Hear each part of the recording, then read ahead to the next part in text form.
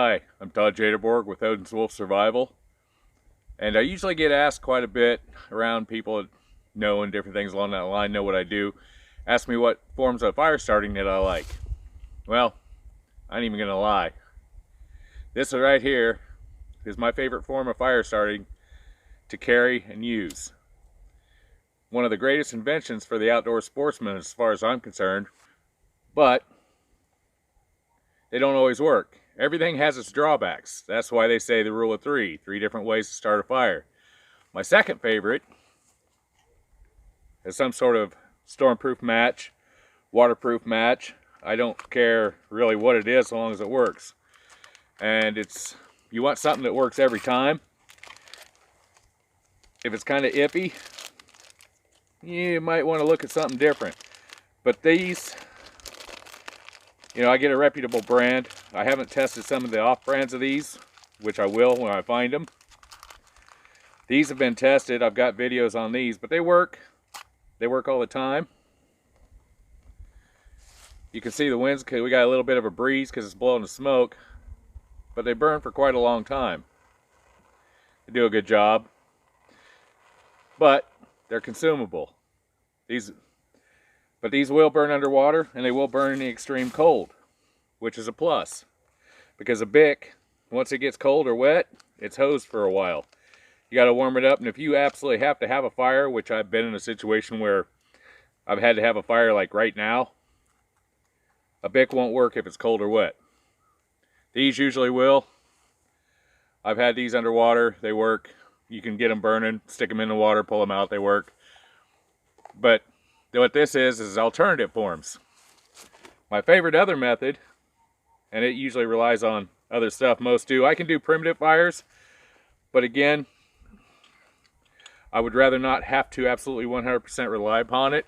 So my next favorite method is a Flint and Steel. This is titanium, works the same.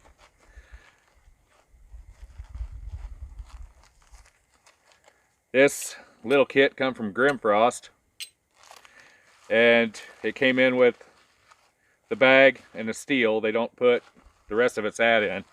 They don't put stone. This is one of my pieces of English flint. And the common method of doing this is hold your rock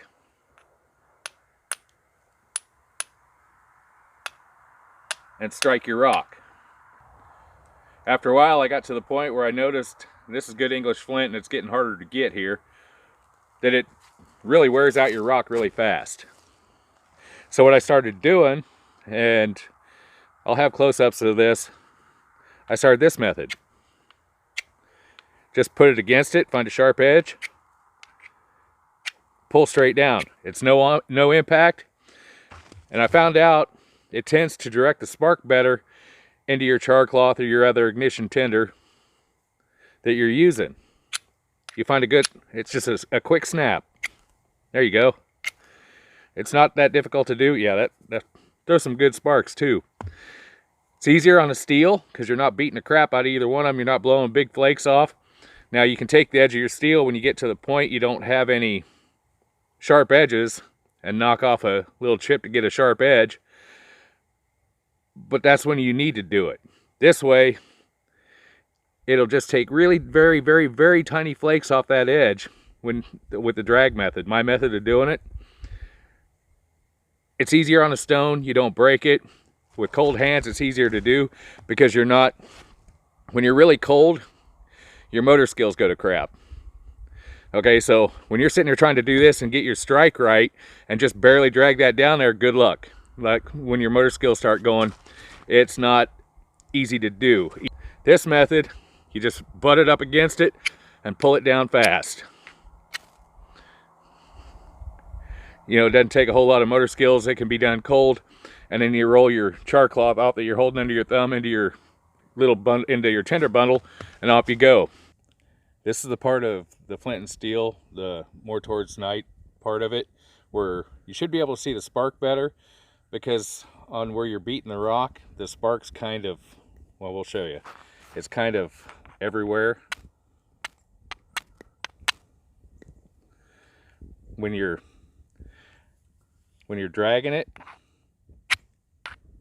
it tends to throw the spark right into where you want it, and it doesn't damage your edge so much. Every time you strike it, as you're bringing it down on the stone, you're not going to hit it perfect. So you actually hit the rock, then the shock goes into it and blows a bigger piece out than just by dragging it straight down it. Although you got to snap your wrist away kind of quick with this method. That's where the speed comes in. It has to be moving at a certain speed to peel the little bits of steel off fast enough to turn them red hot like that. So you just snap your wrist down. When you're doing it, flick it in a circle like this. A lot of people try to bring it from their elbow. You won't get fast enough to do that. Spin your wrist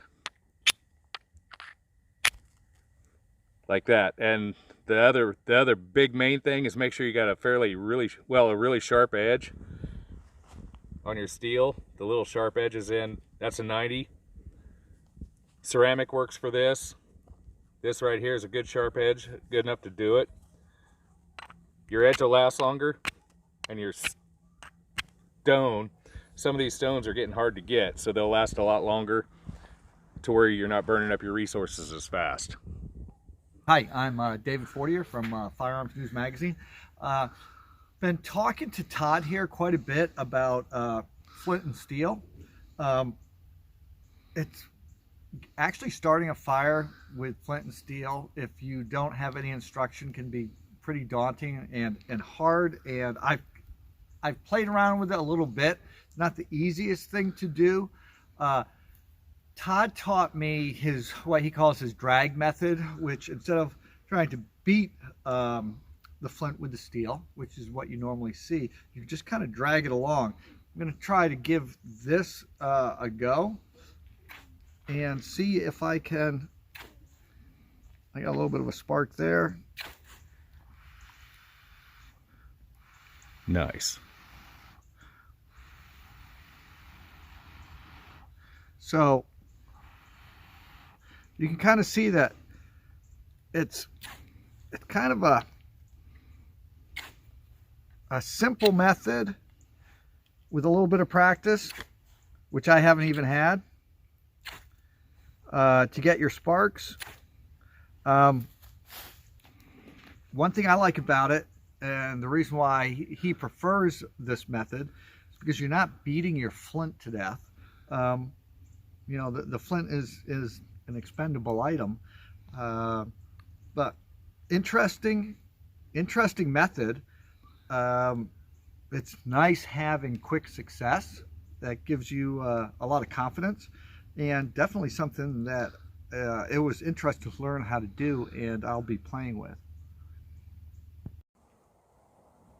Smash the subscribe button, such as you would, you'll feel some foe.